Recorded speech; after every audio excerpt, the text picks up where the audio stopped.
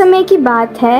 एक घने जंगल में एक ऊंचे पेड़ पर एक गिद्ध और एक कबूतर रहते थे। गिद्ध बहुत ही स्वार्थी और धूर्त था, जबकि कबूतर भोला और मासूम था। दोनों पड़ोसी थे, लेकिन गिद्ध ने कभी कबूतर की मित्रता को अहमियत नहीं दी। एक दिन जंगल में बहुत तेज तूफान आया। सभी जानवर सुरक्षित स्थानों की तलाश में इधर उधर भागने लगे।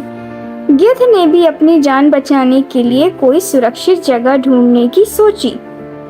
कबूतर ने गिद्ध को इशारा करते हुए कहा, गिद्ध भाई, तूफान बहुत जोरदार है। तुम मेरे घोंसले में आकर आराम कर सकते हो। यह तुम्हारे लिए सुरक्षित भी रहेगा। गिद्ध ने सोचा कि कबूतर बहुत भोला है और उसकी मदद लेनी चाहिए। उसने कबूतर की बात मान ली और उसके घोंसले में शरण ली।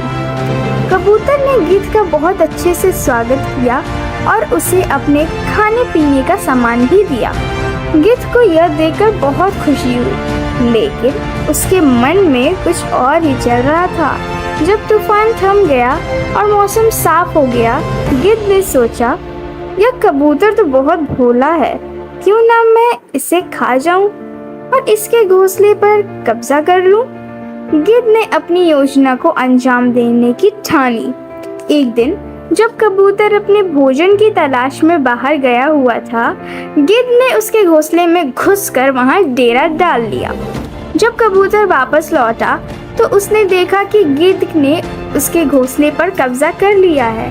उसने गिद्ध से कहा, गिद्ध भाई, यह मेरा घर है, कृपया यहाँ से चले जाएं। गिद्ध ने हंसते हुए कहा, अब यह घोंसला मेरा है, तुम कहीं और जाकर अपना घर बना लो।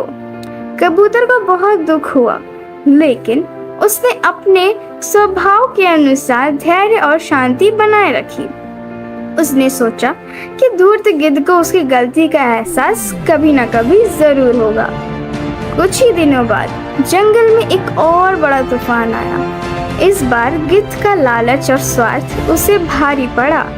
उसका नया घर सुरक्षित नहीं था और वह खुद को बचा नहीं पाया। तूफान के दौरान गिद्ध की बुरी तरह घायल हो गया और नीचे गिर पड़ा। कबूतर ने उसे घायल अवस्था में देखा और अपनी दया भावना के कारण उसकी मदद की। कबूतर ने गिद्ध को अपने पुराने घोंसले में वापस ले जाकर उसकी देखभाल की। गिद्ध को अपनी गलती का एहसास हुआ और उसने कबूतर से माफी मांगी। कबूतर ने उसे माफ कर दिया। उनकी मित्रता फिर से शुरू हो गई, लेकिन अब गिद्ध ने स्वार्थी होना छोड़ दिया था।